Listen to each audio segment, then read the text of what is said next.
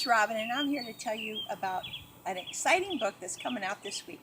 It's called the Pastoral Handbook of Mental Illness, a guide for training and reference that Steve wrote, and it's coming out this week in all the major bookstores and also online, and you can also order it from us.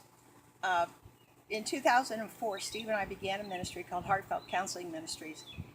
He's a trained counselor and therapist, and we decided to use the trials that God has given us through his bipolar 2 disorder to help other people. We grappled with all the questions that people grapple with as far as what caused it, where did it come from, why does he have it, where's God in all of this. But God is with people who have mental illness just like he is with any other trial that we go through. And a lot of Christians tell other Christians that they just need to eat better, read the Bible more, pray harder, and it's just not fair. It's a classic case of blaming the victim. So Kriegel asked Steve a couple of years ago to write a book that would help pastors, because if a person is depressed, they go to two people, their doctor and their pastor. And a lot of times pastors don't understand what it is. We had one pastor tell Steve in a group meeting of other pastors, I had one counseling class in college. I don't know what to do with people when they have a mental illness. And who do I send them to, and what do I tell them? Well, you don't tell them to go home and read the Bible or pray more without referring them to someone who can really help them and know the difference between a physical illness, a spiritual illness, a spiritual depression, and an emotional depression.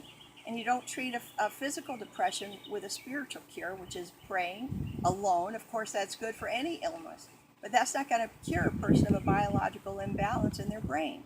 And so Steve has written this book with pastors in mind, and he defines every mental illness there is.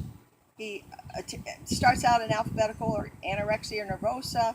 It goes all the way through bulimia, generalized anxiety disorder, panic disorder, seasonal affective disorder, social anxiety disorder.